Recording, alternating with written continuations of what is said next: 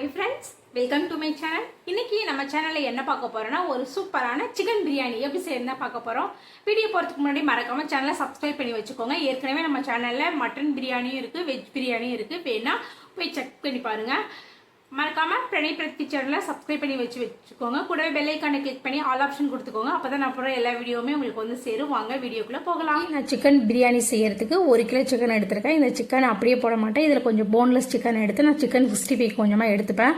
அதுக்கப்புறம் நான் பிரியாணிக்கு வெங்காயம், தக்காளி, பச்சை மிளகாய், கொத்தமல்லி, கருவேப்பிலை எடுத்து வச்சிருக்கேன். அப்புறம் இஞ்சி பூண்டு அரைச்சி வச்சிருக்கேன். அப்புறமா கொஞ்சமாக தயிர் எடுத்து வச்சிருக்கேன். அப்புறம் பட்டை, கிராம்பு, ஏலக்காய் அதெல்லாம் அந்த மசாலாலாம் கொஞ்சம் எடுத்து வச்சிருக்கேன். அப்புறம் அரிசியை வந்து ஒரு அரை மணி நேரம் ஊற வச்சு எடுத்திருக்கேன். அதுக்கப்புறம் நான் மசாலா வந்து பிரியாணி மசாலா, தனியாத்தூள், கரம் மசாலா, மஞ்சத்தூள், தனி மிளகாய் தூள் இதெல்லாம் எடுத்து வச்சிருக்கேன். இவ்வளவுதான் நமக்கு பிரியாணி செய்ய தேவையான பொருள். பார்த்தீங்கன்னா இன்னைக்கு நான் வந்து குக்கரில் செய்யாமல் பாத்திரத்தில் தான் செய்ய போகிறேன்.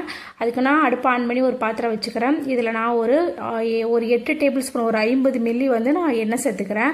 இது கூடவே நான் 3 டேபிள் ஸ்பூன் வந்து நெய் சேர்த்துக்கிறேன். நெய் சேர்த்து நம்ம பிரியாணி செய்யும்போது பிரியாணி நல்லா வாசமாக இருக்கும். அதுக்கப்புறம் இதெல்லாம் நல்லா ஹீட் ஆனதும் நான் கொஞ்சமாக பெருஞ்சீரகம், சோம்பு சொல்லுவாங்களா, அதை சேர்த்துக்கிறேன். சோம்பு நல்லா எண்ணெயில் பொரிஞ்சதும் இது கூடவே நான் பட்டை, கிராம்பு, ஏலக்காய், கல்பாசி, அன்னாசிப்பூ, பிரிஞ்சி இலை இது எல்லாத்தையும் போட்டு அந்த எண்ணெயிலே பொரிச்சுக்கிறேன். அதுக்கப்புறம் இதெல்லாம் நம்ம வந்ததும் நான் இன்னைக்கு ஒரு 3 பெரிய சைஸ் வெங்காயத்தை நான் நைஸாக கட் பண்ணி அது கூட சேர்த்துக்கிறேன். வெங்காயம் நல்லா கண்ணாடி பாதம் வர அளவுக்கு நல்லா வதக்கி விட்டுக்கோங்க. இந்த மாதிரி வெங்காயம் வதங்கினதும் நம்ம வெட்டி வச்சிருக்கிற 2 தக்காளி சேர்த்துக்கலாம். தக்காளியும் சேர்த்து நல்லா வதக்கி விடுங்க. இப்போ கொஞ்சமாக இது கூடவே கல்லுப்பு சேர்த்துக்கலாம். கல்லுப்பு சேர்க்கும் போது நமக்கு வெங்காயமும் தக்காளியும் நல்லா மசிஞ்சு வெந்து வரும். நமக்கு வந்து பிரியாணி வந்து எந்த அளவுக்கு வெங்காயம் தக்காளி வேகுதோ அந்த அளவுக்கு பிரியாணி நமக்கு நல்லா டேஸ்ட்டாக கிடைக்கும். அதுக்காக தான். அதுக்கப்புறம் நான் இது வெங்காயம் தக்காளி வதங்கினது இது கூடவே நான் 2 டேபிள் ஸ்பூன் வந்து இஞ்சி பூண்டு சேர்த்துக்கிறேன். இஞ்சி பூண்டு நீங்கள் வந்து பிரியாணிக்கு எப்போ செய்யும் போதும் இஞ்சி கொஞ்சம் கம்மியாகவும் பூண்டு கொஞ்சம் அதிகமாகவும் போட்டு நீங்கள் அரைச்சி பிரியாணி செய்யும்போது பிரியாணியோட டேஸ்ட்டு வேறு லெவலில் இருக்கும். அதுக்கப்புறம் இஞ்சி பூண்டோட பச்சை வாசனை போன பிறகு நான் க்ளீன் பண்ணி வச்சிருக்கிற சிக்கனை அது கூட சேர்த்துக்கிட்டு அந்த மசாலாவை கூட ஒரு 2 நிமிஷம் வேக விட்டுக்கிறேன். அதுக்கப்புறம் நான் காரத்துக்கு தகுந்த மாதிரி நான் 3 பச்சை மிளகாய் சேர்த்துக்கிறேன். பச்சை மிளகாய் கூடயே கொத்தமல்லி, புதினா அதையும் நான் இது கூடவே சேர்த்து இந்த மசாலா கூட ஒரு 2 நிமிஷம் நல்லா வதக்கி விட்டுக்கிறேன். இந்த இதில் உள்ள அந்த ஃப்ளேவர் எல்லாமும் நம்ம அந்த கறியோட இறங்கும். அதுக்கப்புறம் அதெல்லாம் வதங்கினதும் இதில் நான் 1 கப் கெட்டியான இது நான் வீட்டிலே ரெடி பண்ண தயிர் சேர்த்துக்கிறேன்.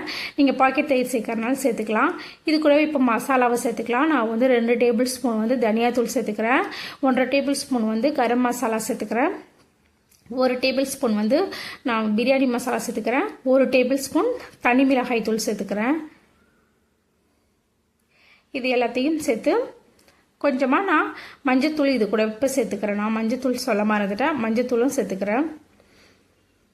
இது எல்லாத்தையும் சேர்த்துட்டு நல்லா வதக்கி விடுங்க. அந்த நம்ம போட்டிருக்கிற சிக்கனில் நம்ம போட்ட மசாலா எல்லாத்தையும் நல்லா சேர்த்து வதக்கி விட்டுட்டு ஒரு 2 நிமிஷம் நல்லா மூடி போட்டு வேக விட்டுக்கோங்க. அப்போ தான் அந்த கறியோட அந்த மசாலா எல்லாமும் நல்லா இறங்கி நமக்கு சாப்பிட்றதுக்கு நல்லா டேஸ்ட்டாக இருக்கும், பிரியாணி டேஸ்ட்டாக இருக்கும். அதுக்காக ஒரு 2 நிமிஷம் மட்டும் நல்லா வேக வச்சு எடுத்துக்கோங்க. பாருங்கள், இப்போ நமக்கு கறியெல்லாம் நல்லா வெந்துருச்சு, மசாலாலாம் நல்லா ஒன்றோட ஒன்று நல்லா சேர்ந்துருச்சு. இப்போ இந்த ஸ்டேஜில் நம்ம இந்த பிரியாணிக்கு தேவையான அளவு தண்ணி சேர்த்துக்கலாம். இந்த டம்ளரில் தான் நான் அரிசி எடுத்துக்கிட்டேன். நான் இன்றைக்கி 2 டம்ளர் அரிசி எடுத்திருக்கேன். நான் 2 டம்ளர் அரிசிக்கு நான் 4 டம்ளர் தண்ணி எடுத்துக்க போகிறேன். இதே நீங்கள் பாஸ்மதி ரைஸாக இருந்துச்சுன்னா நீங்கள் 1 டம்ளர் அரிசிக்கு 1.5 டம்ளர் தண்ணி எடுத்துக்கிட்டால் அளவு கரெக்டாக இருக்கும். இதுக்கப்புறம் நான் வந்து இதை தண்ணி சேர்த்துக்கிட்டு இதை ஒரு 10 நிமிஷம் ஒரு மூடி போட்டு கொதிக்க விடுங்க. எப்போவுமே நம்ம பிரியாணிக்கு அடுப்பில் பாத்திரத்தில் செய்யும்போது நம்ம கொதிக்க வச்சு தான் நம்ம வந்து அரிசி சேர்க்கணும். இதே நம்ம குக்கரில் செய்யும்போது எல்லாத்தையும் ஒன்றா கொட்டி வேக வச்சுருவோம். ஆனால் அடுப்பில் செய்யும்போது தண்ணி நல்லா கொதி வந்த பிறகு தான் நம்ம அரிசி சேர்த்தா பிரியாணி வந்து நமக்கு நல்லா டேஸ்ட்டாக கிடைக்கும். பாருங்கள், இப்போ நம்ம தண்ணி கொதிக்க ஆரம்பிச்சிட்டு இப்போ நம்ம ஊற வச்ச அரிசியை தண்ணியை நல்லா வடிகட்டிட்டு இப்போ நம்ம இந்த அரிசியை இது கூட சேர்த்துக்கலாம். அரிசியை சேர்த்துக்கிட்டு இந்த நேரத்தில் நம்ம வந்து கொஞ்சமாக உப்பு சேர்த்துக்கலாம். உப்பு பார்த்துட்டு நம்ம இப்போ நல்லா காற்று போகாத அளவுக்கு நல்லா டைட்டாக மூடி நம்ம பிரியாணிக்கு ஒரு 10 நிமிஷம் நல்லா வேக வச்சு எடுத்துக்கலாம். ஒரு 80% பிரியாணி வெந்த பிறகு தோசைக்கல்லை நல்லா ஹீட் பண்ணி நம்ம இது மாதிரி நம்ம இட்லி பாத்திரத்தை தூக்கி வச்சு அது மேலே கல்லை வெயிட்டை வச்சு தம் போட்டுக்கலாம். 10 நிமிஷத்துக்கு பிறகு பாருங்கள் பிரியாணி எவ்வளோ சூப்பராக வெந்திருக்கு பாருங்கள். இந்த மாதிரி தம் போடுறதுனால நமக்கு பிரியாணி நல்லா அதோட வாசம் எல்லாமும் சூப்பராக இருக்கும். சாதமும் குழஞ்சி போகாது. எவ்வளோ உதிரி உதிரியாக இருக்குது பாருங்கள். நம்ம போட்ட சிக்கன் எப்படி வெந்திருக்கு பாருங்கள். ஒரு எலும்பெல்லாம் தெரிஞ்சு அதெல்லாம் நல்லா வெந்திருக்கு பாருங்கள். அவ்வளோதாங்க, நமக்கு சூப்பரான சிக்கன் பிரியாணி ரெடி ஆயிடுச்சு. நீங்கள் இதே மாதிரி வீட்டில் ட்ரை பண்ணி பார்த்துட்டு உங்களுக்கு டேஸ்ட் எப்படி இருக்குது அப்படிங்கிறத மறக்காமல் கமெண்ட்டில் சொல்லுங்கள். அவ்வளோதான். இந்த வீடியோ பிடிச்சிருந்துச்சுன்னா மறக்காமல் சேவ் பண்ணி உங்கள் வீட்டில் உள்ளவங்களுக்கு செஞ்சு கொடுத்து பாருங்கள். நாளைக்கு வேற ஒரு ரெசிபியில் பார்க்கலாம். அப்படியே என்னோட சேனலையும் சப்ஸ்கிரைப் பண்ணி வச்சுக்கோங்க. உங்களுக்கு குக்கர் பிரியாணி பிடிக்குமா இல்லை தம் பிரியாணி பிடிக்குமாங்கிறத கமெண்ட்டில் மறக்காமல் சொல்லுங்கள். அவ்வளோதான். நம்ம கடவுள் செய்கிற சாப்பாட்டை கஷ்டப்பட்டு செய்யாமல் இஷ்டப்பட்டு செஞ்சு கொடுத்து பாருங்கள். ரசம் கூட அமிர்தமாக இருக்கும். தேங்க்ஸ் ஃபார் வாட்சிங்.